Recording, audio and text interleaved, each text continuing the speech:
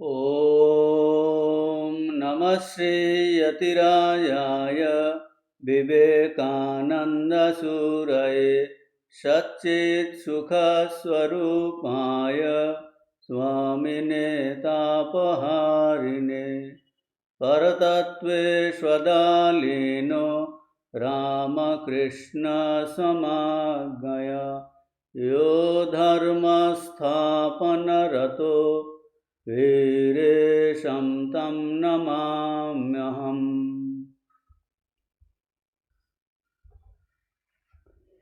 স্বামীজির কর্মযোগ 6 চ্যাপ্টার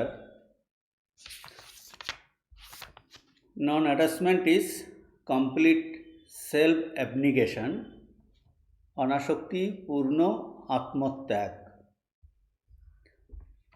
আগের ক্লাসে যে পর্যন্ত আমরা আলোচনা করেছি, বাংলা বইয়ের পৃষ্ঠা 66 এর লাস্ট পর্যন্ত আলোচনা হয়েছে।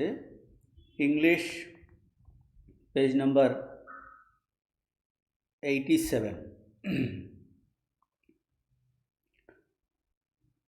তো গত ক্লাসে যেটা আলোচনা হয়েছে যে স্বামীজি এইখানে শেষ করেছেন এই প্যারাগ্রাফ, যে ভগবানের একটা সার্বজনীন সংজ্ঞা দিয়েছেন যে আনসেলফিশনেস ইজ গড, নিঃস্বার্থ পরতাই ঈশ্বর। অর্থাৎ কিনা কেউ সম্পূর্ণ নিঃস্বার্থ হলে, তার এই কাঁচা আমি না আসলে, তখনই সে কিন্তু আর সে ব্যক্তি থাকছে না, ইন্ডিভিজুয়ালিটি চলে গিয়ে সে সমষ্টি ভাব প্রাপ্ত হচ্ছে, সর্বাত্ম ভাব প্রাপ্ত হচ্ছে। তার যে ব্রহ্মস্বরূপত্ব সেটা প্রকটিত হচ্ছে। স্বরূপত সে ভগবান, ব্রহ্মস্বরূপ, সেটাই বলছে আনসেলফিশনেস ইজ গড। সেলফিশনেস থাকলেই তখন এই ব্যক্তিত্ব, ক্ষুদ্র ব্যক্তিত্ব, যখন সেলফিশনেস সম্পূর্ণ চলে গেল, তখন সে আর এই ক্ষুদ্র ব্যক্তিত্ব, এইরকম এক বিশিষ্ট সে আর থাকছে না। বলছেন সে আনসেলফিশ ইজ গড, সে ভগবৎ স্বরূপ হয়ে যাচ্ছে। কাজেই আমরা এভাবে বলতে পারি, এই আমরা যত কিছু কাজ করছি, সেবা করছি, অধ্যাত্ম চর্চা, জপ, ধ্যান, জীবনে যা কিছু আমরা করছি না কেন, ধ্যান করছি, তীর্থে যাচ্ছি, কিন্তু দেখতে হবে যে দিন দিন আমরা নিঃস্বার্থ হচ্ছি কিনা। That is the test. যদি দিন দিন আমরা নিঃস্বার্থ হই, তবে ভগবানের দিকে এগোচ্ছে। আর নিঃস্বার্থ হওয়া মানেই হলো যে তার এই কাঁচা আমিটা কিন্তু চলে যাবে, নিঃস্বার্থ হওয়া। তো আর একটা স্বামীজি এটা বলেছেন ওই প্যারাগ্রাফে, আর এই নিঃস্বার্থ ভাব প্র্যাকটিস করার জন্য যে তাকে বনে যেতে হবে, সব ছেড়ে ছুড়ে দিতে হবে, এরকম কিছু নয়।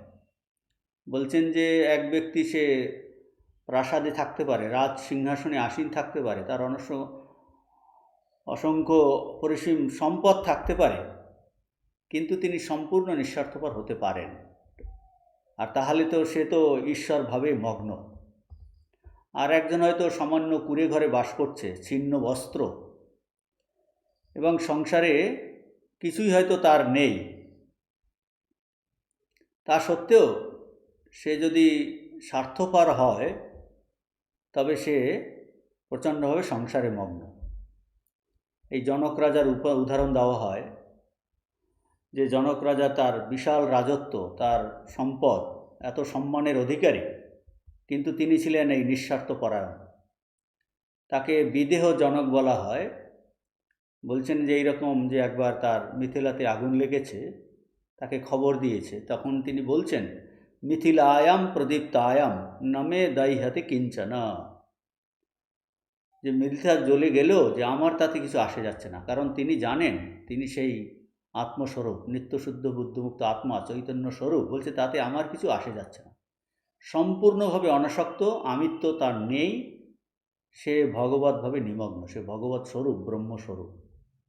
অন্যদিকে বলা হয় যে একজন এইরকম আগুন লেগেছে, তো শুনে একজন সে ত্যাগী সাধু, সে তার কৌপিন পুড়ে যাচ্ছে, সে দৌড়ে কৌপিন রক্ষা করতে যাচ্ছে, এরকম বলা হয় যে তার কৌপিন ইঁদুরে কেটেছে, তার জন্য সে বিড়াল পুষেছে, মানে বিড়ালের দুধের জন্য সে তার গাই দরকার, তার জন্য পুরো জমি দরকার। কাজেই এটা সংসার মানে স্বার্থবুদ্ধি, তার কিছু নেই কিন্তু ভিতরে ভিতরে স্বার্থ থাকতে পারে। এই প্যারাগ্রাফ, এর পরের প্যারাগ্রাফে আমরা চলে আসছি। এ পর্যন্ত আমাদের গত ক্লাসে আলোচনা হয়েছে। পেজ নাম্বার 87, এই সেকেন্ড প্যারাগ্রাফ, আর বাংলা বইয়েরও 67 পৃষ্ঠার দ্বিতীয় অনুচ্ছেদ। স্বামীজি বলছেন এখানটায়, to come back to one our main points, we say that we cannot do good without at the same time doing some evil, or do evil without doing some good. Knowing this, how can we work? আমরা বলি ভালো করতে গেলেই কিছু মন্দ, এবং মন্দ করতে গেলেই তার সঙ্গে কিছু ভালো না করে থাকতে পারি না। এটাই যদি অবস্থা হয়, তা জেনে আমরা কর্ম করব কিভাবে? মানে এই জিনিসটা স্বামীজি প্রথমে আলোচনা করেছেন, যে বলেছেন এই রকম যখন কর্মের মধ্যে ইনহেরেন্ট ডিফেক্ট থেকে যাচ্ছে, ওই দোষযুক্ত যে কোনো কর্মের দ্বারা পারফেকশন বা পূর্ণতা পাওয়া যেতে পারে না। এখন তাহলে কী করে কর্ম করব? এই তত্ত্বের মীমাংসার চেষ্টায় স্বামীজি বলছেন যে জগতে অনেক ধরনের এই ধরনের সম্প্রদায় অভ্যুদয় হয়েছিল। তারা অত্যন্ত অযৌক্তিকভাবে প্রচার করে গেছেন। কি প্রচার করেছেন? যে ধীরে ধীরে আত্মহত্যা করাই সংসার থেকে মুক্ত হবার একমাত্র উপায়। কেন আত্মহত্যা? কারণ জীবন ধারণ করতে গেলেই এই মানুষকে ছোট ছোট জীবজন্তুর, বৃক্ষলতার জীবন নষ্ট করতে হবে, বা অন্য কারো না কারোর অনিষ্ট করতে হবে। কাজেই এই অনিষ্ট করলে, জীব হত্যা করলে তো পাপ হবে, তার কর্মফল ভোগ করতে হবে। কাজেই এই সংসার থেকে আর বেরোনো যাবে না। তাহলে সংসার থেকে বেরোনোর উপায় হলো ধীরে ধীরে আত্মহত্যা করা, যাতে আর কাউকে কোনো অনিষ্ট ক্ষতি করতে না হয়। সুতরাং তাদের মতে সংসার চক্র থেকে বের হবার একমাত্র উপায় মৃত্যু। স্বামীজি এই ভারতবর্ষের জৈন সম্প্রদায়ের কথা উদাহরণ হিসাবে উল্লেখ করেন। বলছে আরও অনেক পৃথিবীতে সম্প্রদায় এরকম হয়েছিল, কিন্তু স্বামীজি এখানে এই জৈন সম্প্রদায়ের কথা উল্লেখ করেন। জৈনেরা বলেন যে তারা আত্মত্যাগ নয়, ধীরে ধীরে আত্মহত্যা। আগে স্বামীজি যে আলোচনা করেছেন এতক্ষণ আমাদের বোঝানোর জন্য, সেটা এখন আমরা বুঝতে পারবো। আত্মত্যাগ মানে কাঁচা আমিকে নিশ্চিহ্ন করা, কমপ্লিট সেলফ অ্যাবনিগেশন। আর এখন বলছেন যে এরা কি বলছে? এরা বলছে আত্মহত্যা। যে কর্ম করতে গেলেই, জীবন ধারণ করতে গেলেই এই রকম কিছু না কিছু অশুভ হিংসা হয়েই থাকে। কাজেই এই কর্ম দোষযুক্ত, আমরা সংসার থেকে বেরোতে পারবো না। কাজেই ধীরে ধীরে স্লো সুইসাইড, ধীরে ধীরে আত্মহত্যা, মানে না খাওয়া, না জল পান করা, এটসেট্রা, ধীরে ধীরে মরে যাও। এই মতবাদকে জৈনগণ তাদের সর্বোচ্চ আদর্শ বলে প্রচার করেছেন। স্বামীজি বলছেন এই আপাত দৃষ্টিতে, সারফেস লেভেলে এই উপদেশ খুব যুক্তিসঙ্গত বলে মনে হলেও ওটা কোনো সমাধান নয়। তাহলে সমাধান কি? স্বামীজি এখন এর প্রকৃত সমাধান আমরা পাই ভগবদ্গীতাতে, যেটা স্বামীজি এখন বলছেন। But the true solution is found in the Gita. It is the theory of non-attachment. To be attached to nothing while doing our work of life. Know that you are separated entirely from the world, though you are in the world, and that whatever you may do in it, you are not doing that for your own sake. এই বলছেন এই প্রকৃত সমাধান, যে প্রকৃত সমাধান গীতাতে আমরা পাচ্ছি। কি সেটাই? গীতার অনাসক্তি রূপ তত্ত্ব। মানে জীবনে কাজ করো, কিন্তু কিছুতেই আসক্ত হও না। বলছেন স্বামীজি, জেনে রাখো, যদিও তুমি জগতে রয়েছ, তুমি জগৎ থেকে সম্পূর্ণ পৃথক। যাই করো না কেন তা নিজের জন্য করো না। তো এখানে এই সংক্ষেপে এই গীতার অনাসক্তির তত্ত্ব বললেন, জীবনের প্রতি মুহূর্তে কর্ম করে যাওয়া, কিন্তু কর্মেতে কর্মফলে আসক্ত না হওয়া। এই আসক্ত না হওয়ার সূত্ররূপে উপায়রূপে স্বামীজি বলছেন যে আমাদেরকে এইভাবে নিজেদেরকে এডুকেট করতে হবে, ট্রেন করতে হবে। কিভাবে? ভাবতে বলছেন যে জগৎ থেকে আমরা পৃথক। জগৎ থেকে পৃথক মানে কি? আমরা তো দেখতে পাচ্ছি আমরা জগতের মধ্যে। স্বামীজি বলছেন কিভাবে তার ট্রেন করতে হবে না, আমরা জগৎ থেকে মানে আমরা আত্মস্বরূপ, চৈতন্য স্বরূপ। এই যে জড় জগৎ, এর থেকে সম্পূর্ণ পৃথক, এর সঙ্গে আমাদের আসলে কোনো সম্পর্ক নাই। আমরা হ্যাঁ শরীর ধারণ করেছি, প্রকৃত তত্ত্ব কিন্তু আমরা চৈতন্য স্বরূপ, যার কিনা এই জগৎ মানে এই শরীর, এই বাইরের জগৎ আর এই শরীর মন আর বাইরের জগৎ কিছু, এর সঙ্গে আমাদের কোনো সম্পর্ক নেই। আমরা জগৎ থেকে সম্পূর্ণ পৃথক। কাজেই আর এই চৈতন্য স্বরূপের কিছু পাওয়ার নাই, সে হলো স্বয়ং সম্পূর্ণ। কাজেই এখানে যাই করি না কেন তা আমরা নিজের জন্য করব না। বলছে এই জড় থেকে আমাদের কিছু পাওয়ার নেই, আমার কিছু পাওয়ার নেই। আমরা এখানে যেন এই জাস্ট সোজর্নার, ভ্রমণকারী, এইগুলো আগেও চ্যাপ্টারে বলেছেন।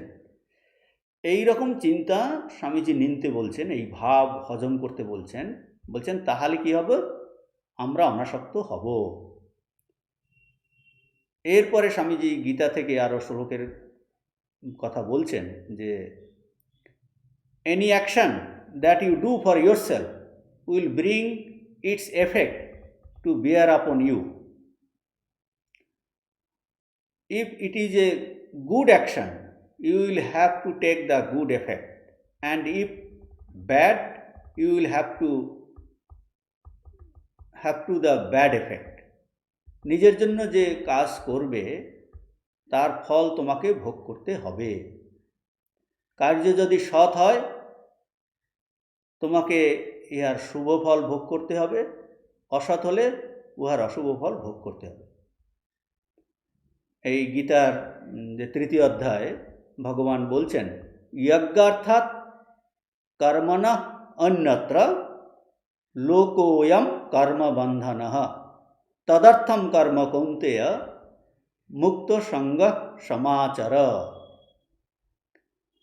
যজ্ঞার্থাৎ কর্ম, যজ্ঞ অর্থাৎ ঈশ্বরের প্রীতির জন্য, ঈশ্বরের উদ্দেশ্যে, ঈশ্বরের প্রীতির জন্য অনুষ্ঠিত কর্ম ছাড়া অন্যত্র মানে অন্য সমস্ত কর্ম বন্ধনের কারণ। অতএব হে কৌন্তেয়, তুমি ঈশ্বরের উদ্দেশ্যে অর্পিত চিত্ত হয়ে অনাসক্তভাবে কর্ম করো। এই ভগবান এই কথা বলছেন যে ঈশ্বরের প্রীতির জন্য যে কর্ম, সেই ধরনের কর্ম ছাড়া অন্য সব কর্মের এই ভালো মন্দ ফল অবশ্যই কিন্তু ভোগ করতে হবে।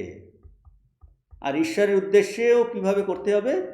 বলছেন অনাসক্তভাবে এইগুলো করতে হবে, তখন আমরা শুভাশুভ ফলের ভাগী হব না।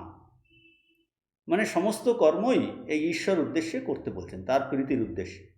তাহলে আমরা আর এই কর্মের শুভ অশুভ কর্মের ফলভাগী হব না। এই বলছেন যজ্ঞ অর্থাৎ কর্ম অন্যত্র। অন্যভাবে করলে মানে স্বার্থ চিন্তার দ্বারা চিন্তায়িত হয়ে করলে, বলছে তাহলে তোমাকে ওই ভালো কর্মের ভালো আর মন্দের মন্দ ফল কিন্তু নিতে হবে, তার মন্দের ফল নিতে হবে। তো তার এই কন্টিনিউশনে স্বামীজি বলছেন যে but any action that is not done for your own sake whatever it be will have no effect on you. কিন্তু যে কোনো কাজেই হোক তা যদি তোমার নিজের জন্য কৃত না হয় তাহলে উহা তোমার উপর কোনো প্রভাব বিস্তার করতে পারবে না। আমরা যাই করি না কেন যদি নিজের জন্য না করি, যা কিছু দেখছি শুনছি চিন্তা করছি, বলছে সমস্ত পরের যদি অন্যের কল্যাণের জন্য হয়, ভগবানের উদ্দেশ্যে হয়, বলছে তাহলে তার ফল আমাকে ভোগ করতে হবে না, বা ওই ফল আমার উপর প্রভাব বিস্তার করতে পারবে না। এটাও গীতাতে ভগবান বলছেন ত্যক্ত্বা ফল কর্মফলাসঙ্গম নিত্যতৃপ্ত নিরাশ্রয়ঃ কর্মণ্যভি প্রবৃত্তোপি নৈব কিঞ্চিৎ করোতি সহ। বলছেন যিনি কর্মে ও কর্মফলে আসক্তি পরিত্যাগ করেছেন, ত্যক্ত্বা কর্মফলাসঙ্গম, যিনি সদা তুষ্ট ও নিরালম্ব, তিনি সর্বতোভাবে কর্মে প্রবৃত্ত হলেও কিছু করেন না, অর্থাৎ তার কর্মফলে কিছুমাত্র আসক্তি নাই। কিছুমাত্র মানে তিনি সমস্ত কর্ম করছেন, কিন্তু তার কর্মফলে সমস্ত আসক্তি পরিত্যাগ করেছেন। তার কিছু সে সর্বদা সদা তুষ্ট নিরালম্ব, তার কিছু পাওয়ার নেই, সর্বতোভাবে কর্মে সে যুক্ত, কিন্তু সে কর্মে প্রবৃত্ত হলেও কর্মফলে কিছুমাত্র আসক্তি নেই, ফলে কোনো কর্মই তাকে আর বাঁধতে পারে না, কোনো কর্মই কিন্তু তাকে আর বাঁধতে পারে না। তো ভগবদ্গীতার আরও শ্লোকের কথা স্বামী যেখানটায় উল্লেখ করেছেন যে ভগবদ্গীতা এই চূড়ান্ত উদাহরণ দিয়ে এই নিরাসক্ত ভাবটিকে বোঝাচ্ছে। চূড়ান্ত উদাহরণ মানে এই অষ্টাদশ অধ্যায় ভগবান বলেছেন, যস্য নাহংকৃত ভাব বুদ্ধির্যস্য ন লিপ্যতে হত্যাপি স ইমাল লোকান ন হন্তি ন নিবদ্ধতে। যস্য নাহংকৃত ভাব মানে আমি কর্তা, যার আমি কর্তা এই অভিমান নেই, ন হংকৃত ভাব, আর কি যস্য বুদ্ধির ন লিপ্যতে, যার বুদ্ধি কর্মের ফলাফলে লিপ্ত হয় না, তিনি এই সমস্ত লোককে হত্যা করলেও বদজনিত পাপভাবী হন না, ওই হত্যা কর্মের ফলেও আবদ্ধ হন না। এই চূড়ান্ত উদাহরণ দিয়েছেন যে আমি কর্তাভাব হলো সমস্ত এই কর্মের মূলে। আমি যদি কর্তা হই কর্মের, তাহলে আমাকেই কিন্তু ওই শুভ অশুভ কর্মের ফল ভোগ করতে হবে। এখন যদি এরকম কোনো ব্যক্তি হন, সাধক হন, আমরা হই যে আমার সমস্ত আমি কর্তাভাব সত্যি সত্যি চলে গেল, আমরা দূর করতে সমর্থ হলাম, বলছেন তাহলে আর কোনো ভালো মন্দ কর্ম আমাকে বাঁধতে পারবে না। মানে আমি কর্তা ভাব এইটাই বলছেন সমস্ত বন্ধনের মূলে, যস্য নাহংকৃত ভাব। কাজেই আমি যদি কর্তা না হই, এই রকম ভাব যদি আমার ভিতরে এই বোধ এইভাবে হয়ে থাকে, তাহলে বলছে কাউকে হত্যা করলেও সেই হত্যাজনিত পাপ তাকে সেই পাপের ভাগী হতে হবে না, কারণ আমি নেই, আমি কর্তাবোধ নেই। এখন এই আমি কর্তাবোধ কিভাবে যেতে পারে?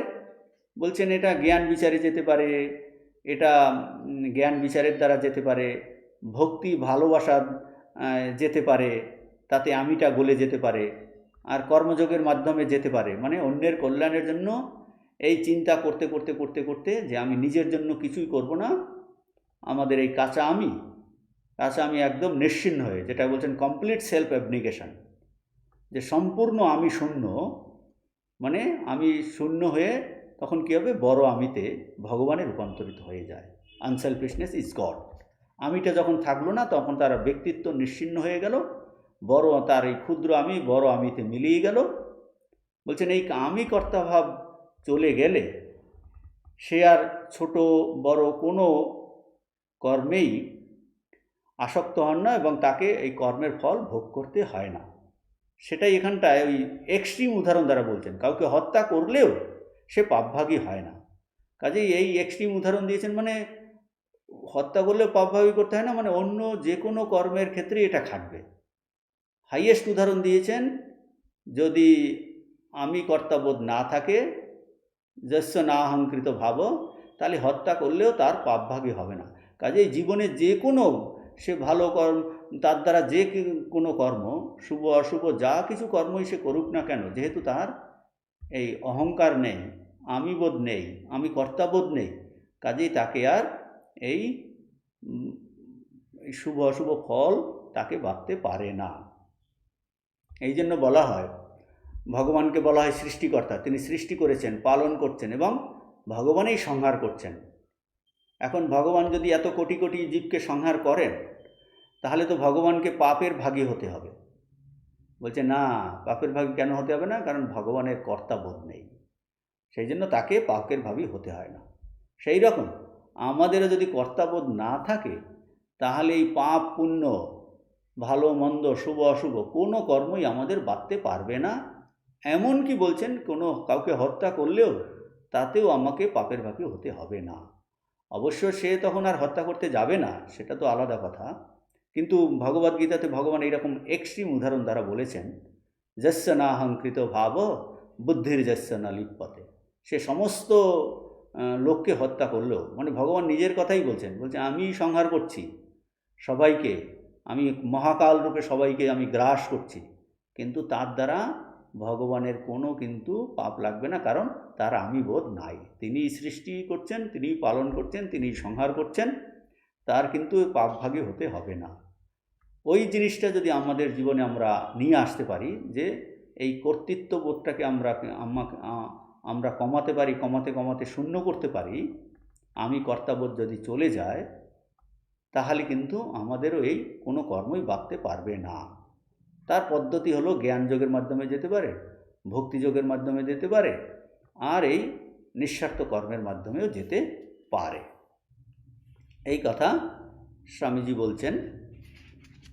এখন এই যে স্বামীজি এই অধ্যায়ের প্রথমেই যে একটা সূক্ষ্ম গুরুতর সমস্যার কথা উত্থাপন করেছিলেন, যে যে কোনো কর্মেতেই ভালো মন্দ মিশ্রিত থাকে, আমরা যতই চেষ্টা করি না কেন এমন কোনো কার্য হতে পারে না যা সম্পূর্ণ হিংসাতে ভর্তি, বা কোনো কর্ম 100% শুভ বা অহিংস। বলছে এরকম হতে পারে না। যদি এরকম অবস্থা হয়, তবে স্বামীজি বলছেন স্পষ্টই বোঝা যাচ্ছে কর্মের দ্বারা আমরা পূর্ণ লাভ করতে পারবো না, অর্থাৎ কর্মের দ্বারা কখনো পূর্ণ লাভ করা যায় না। তারপর অনেক আলোচনার পরে এখন স্বামীজি ওই সমস্যার সমাধান দিচ্ছেন ভগবদ্গীতা থেকে। যে এই যে কর্মযোগের ক্ষেত্রে এই সূক্ষ্ম আর গুরুতর সমস্যার কথা স্বামীজি প্রথমেই উল্লেখ করেছিলেন, তার সমাধান এখন ভগবদ্গীতা থেকে দিচ্ছেন। যেটা আমরা আলোচনা করলাম, যে সম্পূর্ণ অনাসক্ত হলে ভালো মন্দ কোনো কর্মই তাকে বাঁধতে পারবে না। আর পূর্ণ অনাসক্তি কখন হবে? কমপ্লিট সেলফ অ্যাবনিগেশন, যখন এই কাঁচা আমি সম্পূর্ণ নিশ্চিহ্ন হয়ে যাবে। আর কাঁচা আমি নিশ্চিহ্ন হওয়া, এটার অর্থ হলো পূর্ণ আত্মত্যাগ। আর পূর্ণ আত্মত্যাগ মানেই পূর্ণ নিঃস্বার্থতা, পূর্ণ অনাসক্তি। কাজেই আর এই আরও স্বামীজি প্রবৃত্তির কথাও বলেছেন, প্রবৃত্তির সঙ্গে এই প্রবৃত্তিটাও কানেক্টেড হয়ে যাবে, যে কোনো স্বার্থ থাকা মানেই হলো, বলছেন যে এটাই হলো প্রবৃত্তিমূলক কর্ম, যা কিনা সব কিছুকে, এই জগতের সমস্ত বস্তুকে এই মধুর যে আমি, কাঁচা আমি, তার দিকে জড়ো করে, যেটা হলো প্রবৃত্তি। আর এই কাঁচা আমি চলে যাওয়া মানেই হলো নিবৃত্তি, সেটাই হলো কি নিঃস্বার্থপরতা। কাজে এই নিঃস্বার্থপরতার যদি 100% হয়, সেটাই হবে পূর্ণ আত্মত্যাগ, মানে পূর্ণ অনাসক্তি। এই এখানে এসে স্বামীজি ওই সূক্ষ্ম গুরুতর সমস্যার যে উত্থাপন করেছিলেন, তার কিন্তু এই সমাধান দিলেন গীতা থেকে, যে complete non attachment is complete self অ্যাবনিগেশন। এর এই ৬৭ পৃষ্ঠা বাংলা বইয়ের শেষের দিকে আছে, আর ইংরেজি বইয়ের পেজ নাম্বার 88 মিডল। স্বামীজি বলছেন যে, স্বামীজি এই গীতার উপদেশ অনুসরণ করে বলছেন, দেয়ারফর কর্মযোগা টিচেস, দেয়ারফর দিয়ে শুরু করছেন, Karmayoga teaches, do not give up the world, live in the world, imbibe its influences as much as you can, but if it be for your own enjoyment's sake, work not at all. Enjoyment should not be the goal. কর্মযোগ আমাদের এই শিক্ষা দেয়। কি শিক্ষা দেয়? Number 1, জগৎ সংসার থেকে পালিয়ে যেও না। পালিয়ে যেও না অর্থাৎ কিনা এই অনাহারে ধীরে ধীরে আত্মহত্যার কোনো প্রয়োজন নেই। শরীরকে নির্যাতন করে মেরে ফেলো না, যেটা ওই সম্প্রদায়রা বলেছেন যে আত্মত্যাগ নয় আত্মহত্যা ধীরে ধীরে।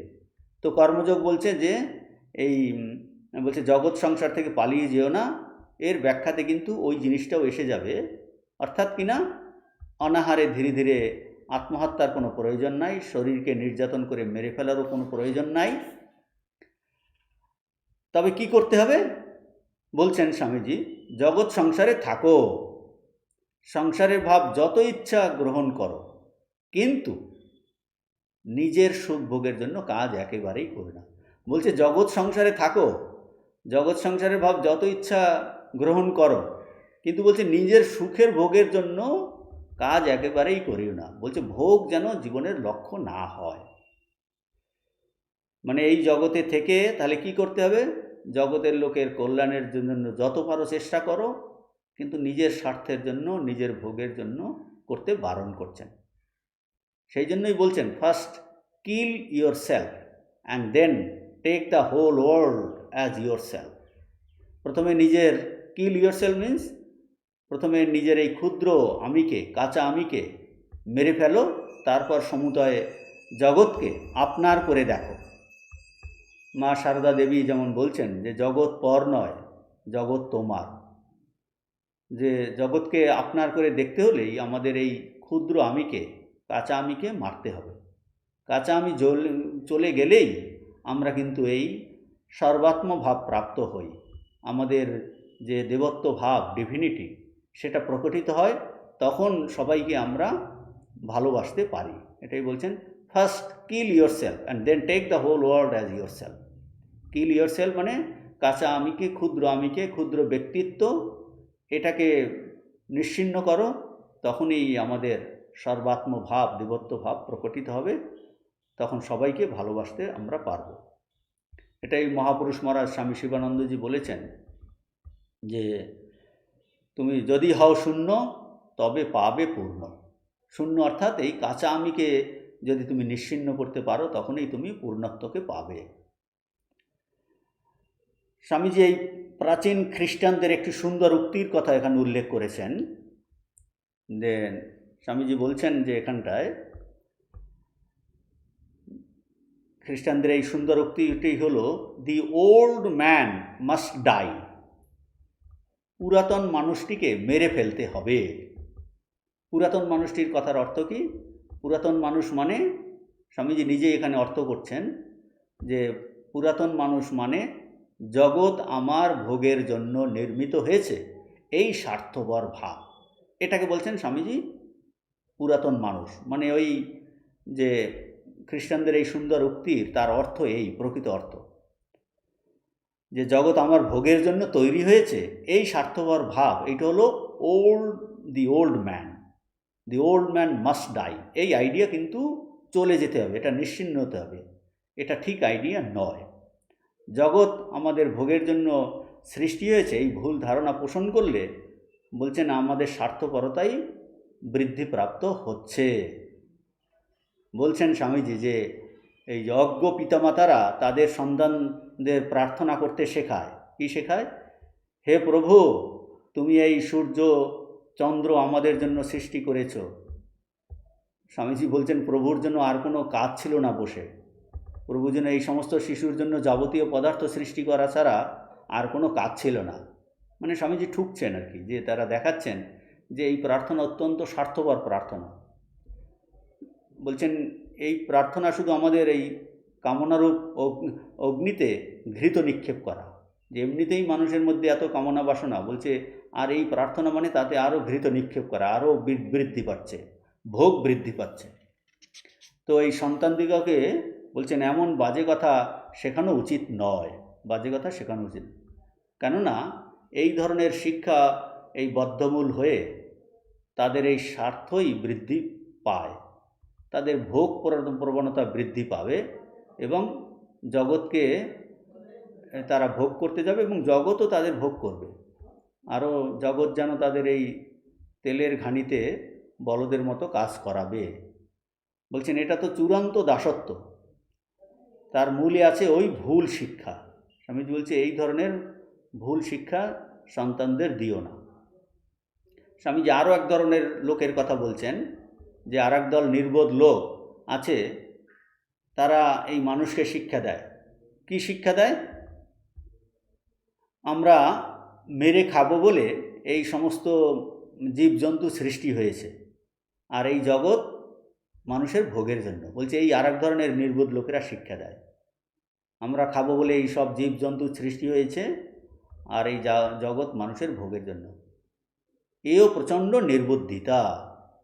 স্বামীজি বিপরীত যুক্তি দিয়ে বলছেন যে বাঘও বলতে পারে যে মানুষ আমার জন্য সৃষ্টি হয়েছে, আর ভগবানের কাছে প্রার্থনা করতে পারে, হে প্রভু, মানুষগুলি কি দুষ্টু, তারা স্বেচ্ছায় আমাদের সম্মুখে আহার রূপে হাজির হয় না, তারা তোমার কিন্তু আজ্ঞা লঙ্ঘন করছে।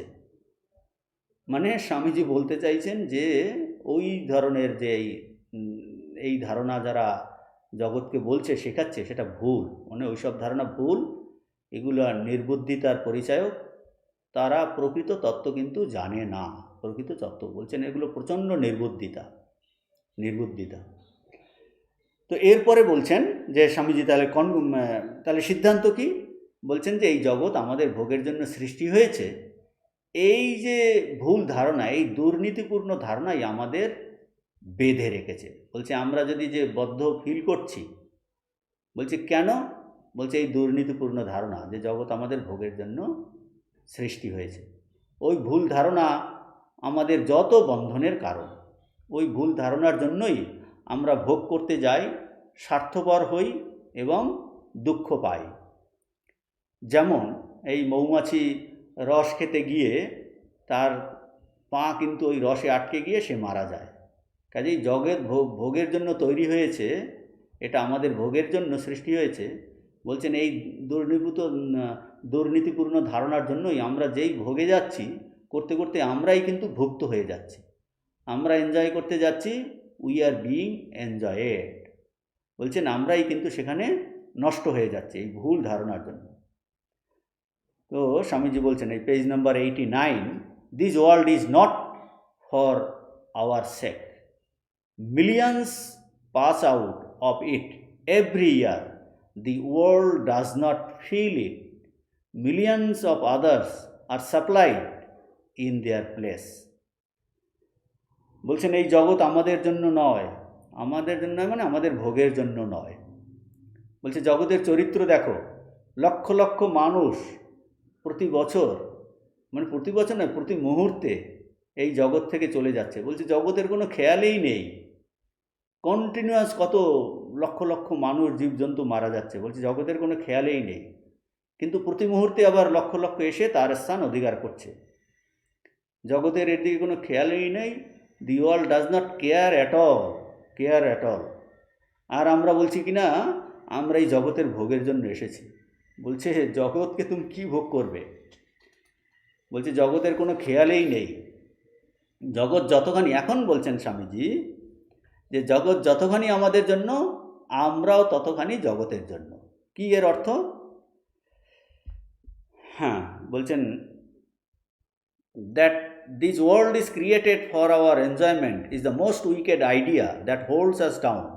This world is not for our sake, millions pass out of it every year, the world does not feel it, millions of others are supplied in their place.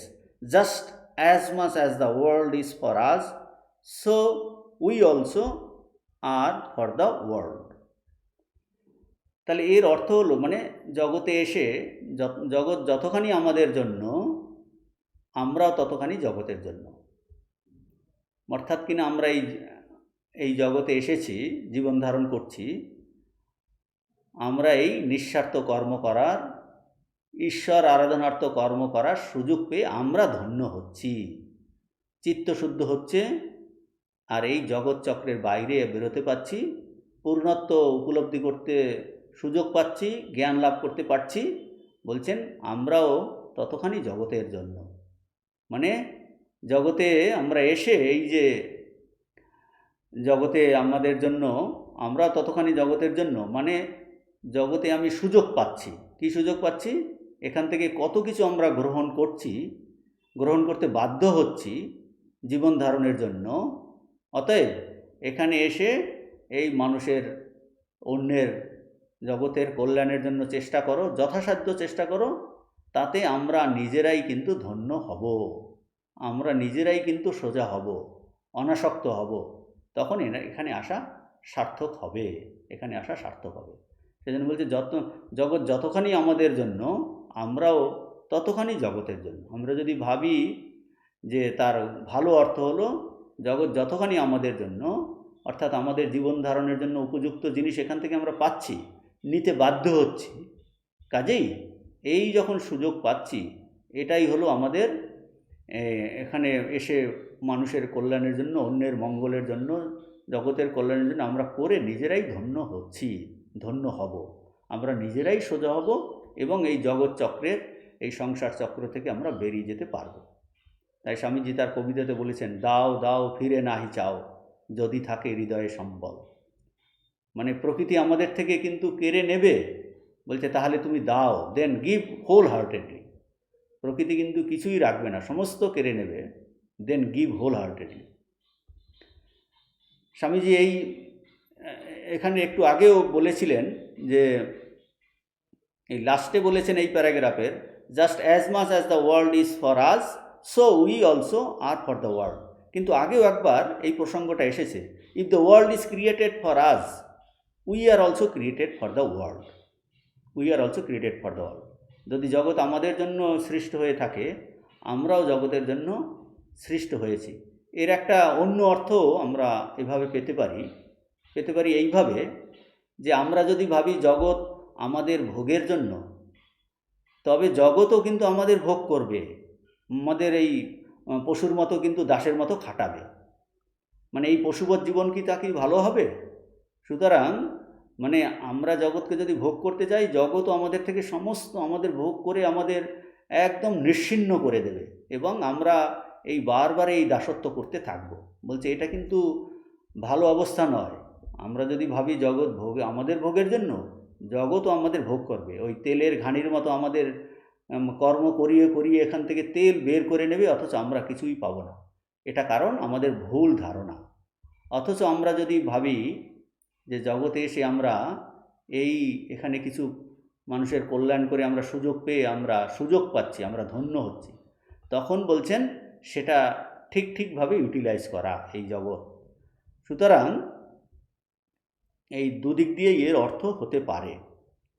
অর্থাৎ কিনা তাহলে ওই উক্তির সঠিক অর্থ আমরা এভাবে করতে পারি যে, এখানে এসে তুমি নিষ্কাম কর্ম করে ধন্য হবে, কাঁচা আমিকে ধীরে ধীরে নিশ্চিহ্ন করার, সম্পূর্ণ অনাসক্ত হবার শিক্ষা আমরা পাচ্ছি। আর সেই শিক্ষা যখন সম্পূর্ণ হবে, তখন আমাদের ভিতরের জ্ঞান প্রকটিত হবে। The goal of mankind is knowledge. কাজে এই জ্ঞান কিন্তু আমরা এখান থেকে পেতে পারি, এই অনুভব আমাদের হতে পারে। এর পরের প্যারাগ্রাফ, পেজ নাম্বার 89, সেকেন্ড প্যারা, আর বাংলা বইয়ের 68 পৃষ্ঠার দ্বিতীয় অনুচ্ছেদ। আমরা সব পয়েন্টগুলোই কিন্তু আলোচনা করেছি। এখন স্বামীজি বলছেন, অতএব টু ওয়ার্ক প্রপারলি, এইভাবে শুরু করছেন এই পরের paragraph, to work properly therefore you have first to give up the idea of attachment. Secondly, do not mix in the fray. Hold yourself as a witness and go on working. বলছেন অতএব ঠিকভাবে কাজ করতে হলে প্রথমেই আসক্তির ভাব ত্যাগ করতে হবে। দ্বিতীয়ত, নিজে সাক্ষীস্বরূপ অবস্থিত থেকে কর্ম করো, হইচইপূর্ণ কলয়ে নিজেকে না জড়ানো। তো এই দুটি ভাব বললেন, কিভাবে কর্মযোগ করতে হবে, এই দুটি ভাব স্বামীজি ব্যাখ্যা করছেন। প্রথমে বললেন আসক্তির ভাব ত্যাগ করতে হবে। এখন এই আসক্তি কোথায় থাকে? আসক্তি আমাদের মনে।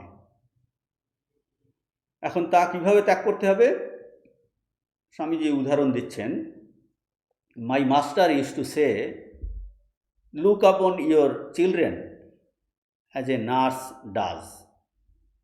The nurse will take your baby and fondle it and play with it and behave towards it as gently as if it were her own child. But as soon as you give her notice to quit, she is ready to start off bag and baggage from the house. Everything in the shape of attachment is forgotten. It will not give the ordinary nurse the least pang to leave your children and take up other children. Swamiji এই অনাসক্তির ভাবটা ভগবান শ্রী রামকৃষ্ণের এই উদাহরণের দ্বারা বোঝাচ্ছেন। তিনি বলতেন, নিজ সন্তানের উপর দাসী বা এই ধাত্রীর ভাব অবলম্বন করো। এই উদাহরণটাকে যদি অ্যানালাইজ করা যায়, তাহলে কি দাসী কি করে? সেই মালিকের সন্তানকে যত্নের সঙ্গে লালন পালন করে, আদর করে, তার সঙ্গে খেলা করে, যেন তার নিজের সন্তান। কিন্তু দাসী সেই সময় মনে মনে জানে, কি জানে, যে তার নিজের সন্তান কিন্তু গ্রামের বাড়িতে আছে, এটা কিন্তু সে জানে। তার মানে ডুয়াল মোড। একটা সে কাজ করছে, মালিকের পুত্রকে সে যথাসাধ্য ভালো করে তার লালন পালন করছে, কিন্তু মনে মনে জানে তার নিজের সন্তান গ্রামের বাড়িতে আছে। তৃতীয় পয়েন্ট, এই মালিক এই দাসীকে কোনো কারণে যদি বিদায় দেয়, সেই বিদায় দেওয়া মাত্র সে কিন্তু তার এই ব্যাগ অ্যান্ড ব্যাগেজ, ব্যাগপত্র যা কিছু সামান্য আছে নিয়ে বাড়ি যেতে প্রস্তুত। এবং এই যে মালিকের পুত্রের প্রতি তার এত ভালোবাসা, আসক্তি দেখা যাচ্ছিল, সবই কিন্তু সে ভুলে যায় এবং অন্য কোনো মালিকের সন্তানের সে ভার নেয়। স্বামীজি বলছেন, ঠাকুরের এই উপদেশের এই যে দাসীর এই ভাবটি আমাদের ক্ষেত্রে প্রয়োগ করার কথা স্বামীজি বলছেন, যে আমাদের এই দাসীর ভাব নিতে হবে। নার্স বা এই দাসীর ভাব মানে যা কিছু আমরা আমাদের নিজেদের মনে করি সেসবের প্রতি এইরূপ ভাব, এই সাক্ষীভাবে অনাসক্ত হয়ে সব কর্ম করে যেতে হবে। এই সংসারের যাবতীয় সব সম্বন্ধ সেরে আমাদের যা প্রকৃত বাড়ি অর্থাৎ স্বস্বরূপ, সেখানে কিন্তু যেতে হবে। এখানে আমরা কাজ করব, কিভাবে করব? সাক্ষীভাবে, অনাসক্তভাবে। আমরা জানব যে আমাদের এই সমস্ত কিছু ছেড়ে আমার বাড়িতে যেতে হবে, কি স্বস্বরূপকে ফিরে পেতে হবে, আমার স্বরূপ ভগবান, তাকে ফিরে পেতে হবে। এটা আমাদের স্থায়ী বাস নয়। যারা এখন এইটা একটা ভাব। স্বামীজি বলছেন, যারা ঈশ্বরে বিশ্বাস করে না, অথচ এই জিনিসটাকে জানতে চায়, পেতে চায়, তারা এইভাবে নিলে উন্নতি হবে। এই একটা দিকে এই উদাহরণটা নেওয়া যেতে পারে। তারপর স্বামীজি বলছেন যে যারা ঈশ্বরে বিশ্বাস করে, মানে দুদিক দিয়েই বলছেন, একজন যারা ঈশ্বরে বিশ্বাস করে না আর যারা ঈশ্বরে বিশ্বাস করে। যারা ঈশ্বরে বিশ্বাস করে না তারা কি এই সাক্ষীভাব নিয়ে যে আমাকে আত্মজ্ঞান লাভ করতে হবে, সেইটাই আমার আসল বাড়ি, সেখানে যেতে হবে, এখানে অনাসক্তভাবে সমস্ত কর্ম করো, যেমন কিনা ওই দাসী করছে। আর একটা স্বামীজি বলছেন, সেটা বলছেন যারা ঈশ্বরে বিশ্বাসী তাদের পক্ষে এই অনাসক্ত হওয়া, সাক্ষী ভাব নেওয়া আরও সহজ হয়, অবলম্বন করা সহজ হয়। সেক্ষেত্রে কীরকম হবে? বলছেন, সেক্ষেত্রে ঈশ্বর হলেন মালিক, তিনি জগতের প্রভু, তিনি এই সমস্ত জগৎকে সৃষ্টি করেছেন। এই সংসার ঈশ্বরের সংসার, আর আমরা কি? আমরা হলাম তার ভগবানের দাস, তিনি হলেন প্রভু। তাহলে আমাদের যা কিছু আপাততভাবে এই আত্মীয় স্বজন, তা সবই এই ভগবানের সন্তান। আমরা তাদের দেখাশোনা, আদর যত্ন করব, কিন্তু তাতে আসক্ত হব না। ওই দাসীর ভাব নিতে বলছেন, যে সমস্তটাই হলো ভগবানের, তা আমাকে এখানে কেয়ারটেকার হিসেবে রাখা হয়েছে। তো অতএব এই কর্মযোগীর এই ভাব, এই মনে মনে এই ভাব নিতে হবে যে আপাত দৃষ্টিতে তার পুত্র, ঘর বাড়ি, সম্পদ ইত্যাদি মুখে বলে যে আমার পুত্র ইত্যাদি, কিন্তু মনে মনে জানবে যে এটা হলো ভগবানের, আমার নয়। যেমন দাসী জানে, বলছে আমার হরি এটসেট্রা, কিন্তু জানে মালিকের পুত্র এ আমার নয়। তো সেই রকম কর্মযোগী কিভাবে কাজ করবে সংসারে থেকে, যে সমস্ত তার এই যে পুত্র, ঘর বাড়ি, আত্মীয় স্বজন, মুখে শুধু বলছে যে আমার পুত্র, আমার বাড়ি, কিন্তু মনে মনে জানবে এসব ভগবানের। মানে দাসী মালিকের পুত্রকে মানুষ করে, মনে মনে কিন্তু জানে এ সেরে যেতে হবে।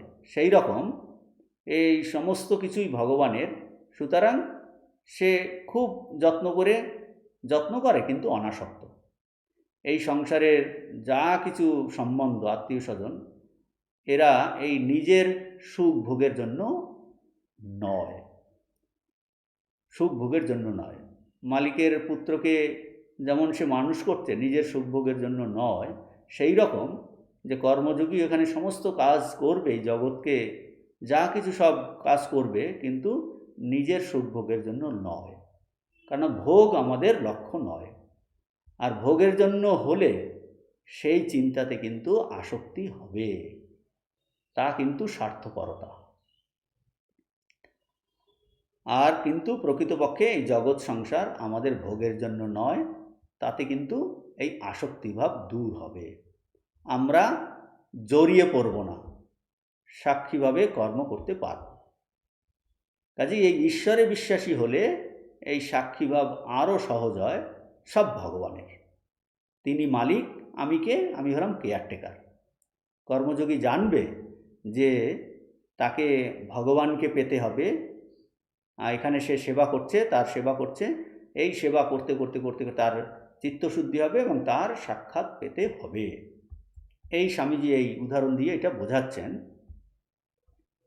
এরপরে স্বামীজি আরও গভীরে গিয়ে এই জিনিসটাই বোঝাচ্ছেন যে দি গ্রেটেস্ট, এইটাই আরও বোঝাচ্ছেন যে দি গ্রেটেস্ট, পেজ নাম্বার 90, এখানটায় স্বামীজি এইটা বলেছেন, the greatest weakness often insinuates itself as the greatest good and strength. It is weakness to think that anyone is dependent on me and that I can do good to another. বলছেন এই অনাসক্তির ভাবকে আরও গভীরে গিয়ে স্বামীজি বোঝাচ্ছেন। কীভাবে বোঝাচ্ছেন? আমরা ভাবি আমি না থাকলে এদের কি হবে, আমি না থাকলে এই আত্মীয় স্বজনদের কী হবে, সংসারের কি হবে, আশ্রমের কি হবে, এই ইনস্টিটিউশনের কি হবে, ক্লাবের কি হবে, পার্টির কি হবে, মানে আমি ছাড়া চলবে না। বলছেন এরা যেন সব কিছু আমার উপর ডিপেন্ড করছে। স্বামীজি বলছেন এই ভাব অত্যধিক দুর্বলতা, দি গ্রেটেস্ট উইকনেস। বলছেন এই ভাব অত্যধিক দুর্বলতা। উপরে উপরে দেখলে এই ভাব আমাদের মনে হয় এটা তো খুব ভালো ভাব, কল্যাণকরক ভাব এবং শক্তিশালী ভাব বলে মনে হয়, কিন্তু ওটা আসলে আমাদের দুর্বলতা, এটা আমাদের আসক্তি, এবং এই আসক্তি কিন্তু সমস্ত দুঃখের কারণ। এখান থেকেই দুঃখের উদ্ভব হয়। আমাদের উপর কেউ নির্ভর করে না, আমি কারো উপকার করতে পারি এইরূপ চিন্তা করাই অত্যন্ত দুর্বলতা। মানে আমি কারো উপকার করতে পারি এইরূপ চিন্তা করাই অত্যন্ত দুর্বলতা। এগুলি আসক্তির লক্ষণ। কতভাবে আমাদের মনকে তৈরি করছেন স্বামীজি। একদিকে বলছে আমরা জগতে এসেছি, আমাদের অন্যের এইটাই ভালো, সব থেকে শ্রেষ্ঠ জিনিস, অন্যের জন্য কল্যাণ আমরা করতে পারছি, কিন্তু at the same time Swamiji বলছেন যে আমি কারো উপকার করতে পারি এইরূপ চিন্তা করাই দুর্বলতা। বলছে তুমি উপকার করো, কিন্তু আমি উপকার করতে পারি, আমার উপরে এরা নির্ভর করে, বলছে এইটাও কিন্তু অত্যন্ত দুর্বলতা, এটা স্বার্থপরতা, এটা আসক্তির লক্ষণ। কাজেই এই বলছেন স্বামীজি যে অতএব আমাদের মনকে এভাবে শিক্ষা দিতে হবে, ট্রেন করতে হবে, এই বিশ্বজগতে কেহই আমাদের উপর নির্ভর করে না, এই কথা বলছেন। যে বাংলা বইয়ের 69 পৃষ্ঠার এই প্রথম 4-5 লাইনের পরেই আমাদের মনকে জানানো উচিত। তো এরকম পয়েন্ট আকারে এগুলো বলা যায়। স্বামীজি খুব গভীর তত্ত্ব বলছেন এই কর্মযোগের ক্ষেত্রে আমাদের এগুলো জীবনে অ্যাপ্লাই করার জন্য, নিজেদের মনকে তৈরি করার জন্য, যে আমাদের মনকে এভাবে শিক্ষা দিতে হবে। Will have to educate our self. কীভাবে? এই বিশ্বজগতে কেউই আমাদের উপর নির্ভর করে না। একজন গরিব লোকও আমাদের দানের উপর নির্ভর করে না। একটি প্রাণীও আমাদের সাহায্যের উপর নির্ভর করে না। তাহলে কে সাহায্য করছে? বলে প্রকৃতি সকলকে সাহায্য করছে। মানে আমরা ভাবছি আমার উপর ডিপেন্ড করছে। হ্যাঁ, আমরা সাহায্য করব, কিন্তু মনে করব না যে আমার উপর ডিপেন্ড করছে। বলছে সেটা আসক্তি, সেটা অহংকার। বলছেন একটি প্রাণীও আমাদের সাহায্যের উপর নির্ভর করে না, প্রকৃতি সকলকে সাহায্য করছে। আমরা কোটি কোটি মানুষ না থাকলেও এইরূপ সাহায্য কিন্তু চলবে। মানে আপনার আমার জন্য এই প্রকৃতির গতি কিন্তু বন্ধ হবে না। মানে আমি সাহায্য করি বা না করি, বলছে প্রকৃতি এইরকম চলতে থাকবে। কাজেই আমরা যেন মনে না করি যে আমার উপর ডিপেন্ড করছে, আমি না থাকলে হবে না। এটা কিন্তু চলতে থাকবে। আর বলছেন যে এই সমগ্র জীবনে এই এক মহৎ শিক্ষাই আমাদের শিখতে হবে। কি সেটা? এই অপরকে সাহায্য করে আমরা নিজেরাই শিক্ষা লাভ করছি। এটাই আমাদের পরম সৌভাগ্য। মানে আমরা অন্যকে সাহায্য করব, কল্যাণ করব, কিন্তু এতে আমারই কল্যাণ হচ্ছে, যে আমরা নিজেরাই শিক্ষা লাভ করছি। এটাই পরম সৌভাগ্য। আর এটা সমস্ত it is life's work. Whole life এটাকে প্র্যাকটিস করতে হবে। বলছে যখন আমরা ওই শিক্ষাটি সম্পূর্ণ শিখতে পারবো, তখন আমাদের আর দুঃখ থাকবে না। তখন আমরা সমাজে যেখানে খুশি সেখানে মিশতে পারবো, কোনো ক্ষতি হবে না। কিন্তু এই অবস্থা কিন্তু সহজে আসে না। পুরো জীবন স্ট্রাগল করে এই অবস্থাতে পৌঁছতে হয়। কাজেই স্বামীজি বলছেন যে আমাদের এই ধন সম্পদ, রাজ্য, আত্মীয় স্বজন সব থাকতে পারে, এবং এই সকল বস্তু আমাদের কোনো ক্ষতি করতে পারবে না, যদি এই কন্ডিশন বলছেন আমরা এই একটি তত্ত্ব হৃদয়ে রাখি। কি তত্ত্বটা হৃদয়ে রাখতে বলছেন স্বামীজি? বলছেন জগৎ আমাদের ভোগের জন্য নয়। এইটা সবসময় হৃদয়ে রোপণ করে রাখতে বলছেন। আর আমরা সাহায্য না করলে জগৎ গোল্লায় যাবে, বা প্রকৃতির গতি বন্ধ হবে, বা সংসারের গতি বন্ধ হবে, রুদ্ধ হয়ে যাবে, তাও নয়। বলছেন এই তত্ত্বটি এই হৃদয়ে রেখে আমাদের কাজ করতে বলছেন, যে জগৎ আমাদের ভোগের জন্য নয়, আর আমরা না করলে প্রকৃতির গতি বন্ধ হয়ে যাবে, এই রকম যেন আমরা মনে না করি। কারণ এই রকম মনে করাটাই হলো অহংকারের, আসক্তির লক্ষণ। স্বামীজিগুলো আরও উদাহরণ দ্বারা বোঝাচ্ছেন যে এই বছরেই হয়তো আমাদের কত বন্ধু আত্মীয় স্বজন মারা গেছে। জগৎ কি তার নিজের গতি বন্ধ করে তাদের এই পুনরাগমনের জন্য অপেক্ষা করছে? জগতের স্রোত কিন্তু বন্ধ হয়নি, ঠিক চলছে। কোটি কোটি লোক মারা যাচ্ছে, কোটি কোটি এসে সেখানে পূরণ করছে। কাজেই আমি যেন মনে না করি আই অ্যাম ইনডিসপেন্সেবল, আমার উপর ডিপেন্ড করছে, আমি না করলে হবে না, আমি এখানে উপকার করার জন্য জন্মগ্রহণ করেছি। বলছে এগুলো অত্যন্ত স্বার্থপর ভাব, আসক্তির ভাব। অতএব আমাদের মন থেকে এই ভাব একেবারে দূর করে দিতে হবে যে আমাকে বা আপনাকে জগতের জন্য কিছু করতে হবে। জগৎ আমাদের নিকট কিছু চায় না। তার মানে কি আমরা আমাকে আপনাকে জগতের জন্য কিছু করতে হবে এই ভাব মন থেকে দূর করতে দেবে, তাহলে আমরা করব না? না, স্বামীজি তা বলছেন না। মানে এই ভাবটা দূর করে দিয়ে তখন আপ্রাণভাবে আমাদের করতে হবে, সৎকর্ম করতে হবে, পরোপকার কর্ম করতে হবে, এই আত্মশুদ্ধির জন্য। সেটাই বলছেন। অতএব আমাদের মন থেকে এই ভাব একেবারে দূর করে দিতে হবে যে আমাকে বা আপনাকে জগতের জন্য কিছু করতে হবে। জগৎ আমাদের নিকট থেকে কিছু চায় না। ভগবান গীতাতে বলছেন অর্জুনকে, ঋতে পিত্বম না ভবিষ্যন্তি সর্বে। হে অর্জুন, তুমি যদি যুদ্ধ না করো, মানে এদের বধ না করো, তাহলে এই বিপক্ষ দলের এই যোদ্ধারা কেউ কিন্তু জীবিত থাকবে না। মহাকাল রূপে আমি সব সংহার করব। কাজেই অতএব তুমি মনে করো না যে তুমি না হলে হবে না, তুমি না হলে চলবে না। জগৎ তোমার থেকে কিছু চায় না, কিন্তু তুমি যদি এই ধর্মযুদ্ধ করো তবে তুমি ধন্য হবে, তোমার চিত্তশুদ্ধি হবে, তুমি শ্রেয় পাবে। সেই রকম আমাদের মন থেকেও এই ভাব দূর করে দিতে হবে যে আমাকে বা আপনাকে জগতের জন্য কিছু করতে হবে। জগৎ আমার নিকট কিছু চায় না, কিন্তু আমরা এটাই করে আমরা ধন্য হব, তখন আমাদের চিত্তশুদ্ধি হবে, আমরা এই জগৎ চক্র থেকে বেরিয়ে যেতে পারবো। স্বামীজি আরও বলছেন যে এই জগতের সাহায্যের জন্যই, আর একটাই আগেও কিছু আলোচনা হয়েছে, যে জগতের সাহায্যের জন্যই আমার জন্ম হয়েছে, এই চিন্তা করা কোনো মানুষের পক্ষে নির্বুদ্ধিতা। বলছে উহা নিছক অহংকার, উহা স্বার্থপরতা। এটা ধর্মের রূপ ধরে প্রতারণা করছে, ধর্মের রূপ ধরে কিন্তু এটা কিন্তু প্রতারণা করছে। যে পেজ নাম্বার 91 ইংলিশ বইয়ে এখানটা স্বামীজি এইটা বলছেন, ইট is sheer nonsense on the part of any man who think that he is born to help the world.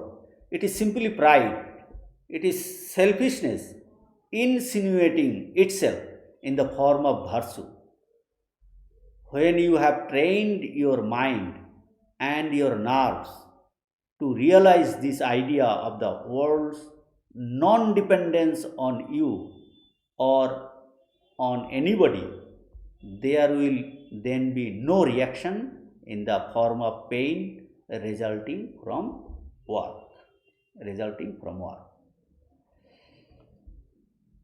তো এই the world does not require any help from you, it is sheer nonsense. বলছেন যে এই Swamiji terrible dose দিচ্ছেন যে জগৎ আমাদের নিকট থেকে কিছু চায় না। এই ভাব আমরা যদি হজম করি, হজম করলে আমাদের অহংকার হবে না, স্বভাবতই আমাদের মন থেকে অনেক ভুল ধারণা চলে যাবে, আমরা অনাসক্তভাবে কাজ করতে পারবো। আমি জগতের সাহায্যের জন্য জন্মেছি, মনে হয় এটা খুব ভালো, আসলে তা এই ধর্মের রূপ ধরে আমাদের ঠকাচ্ছে। এই ভাবের মধ্যে কি আছে? অহংকার, সেলফ ইম্পর্টেন্স, অহংভাব, স্বার্থপরতার ভাব লুকায়িত আছে। উপরে উপরে দেখলে এটা ধার্মিক ভাব বলে মনে হয়, কিন্তু এটা অত্যন্ত ভুল। যে আমি এই জগৎকে বলছে তুমি একটা মথস, একটা কীটাণুকীটের মতো, তুমি জগৎকে সাহায্য করার জন্য জন্মগ্রহণ করেছো। ঠাকুর বলছে না, কীটাণুকীট তুমি কি দয়া করবে। কাজেই এই আপনার বা আমার বা অন্য কারোর উপর জগৎ নির্ভর করে না, এই ভাবটি উপলব্ধি করার জন্য আমাদের এই স্নায়ু ও পেশিগুলিকে গঠন করতে হবে। মানে স্বামীজি বলতে চাইছেন যে এই চিন্তাটা আমাদের রক্তে রক্তে স্নায়ুতে পেশিতে এমন এফেক্ট করবে যে তখন ওটা আমাদের মজ্জাগত হবে, তখন এই কর্মজনিত কোনো প্রতিক্রিয়া আমাকে পীড়িত করতে পারবে না। কাজেই এই স্বামীজি যে ভাবগুলো এখানে আলোচনা করেছেন, এই ধারাতে চিন্তা মনন ধ্যান করলে এবং কর্মজীবনে আমরা যদি এটা প্রয়োগ করি, অ্যাপ্লাই করি, তখন আমাদের এই নিজের বোধ পাল্টাবে, বুঝতে পারবো যে জগৎ কারোর উপকারের জন্য নির্ভর করে না। তখন আমরা আর অখুশি হব না, দুঃখ হবে না, কিন্তু আমরা যথাসাধ্য করে গিয়ে নিজেদের শিক্ষিত করব। আজকে আমরা এইখান থেকে শেষ করি, এই প্যারাগ্রাফের মাঝখানে পেজ নাম্বার 91, পরে এখান থেকে আমরা শুরু করব। ওম শান্তি শান্তি শান্তি, হরি ওম তৎসৎ। শ্রীরামকৃষ্ণার্পণমস্তু।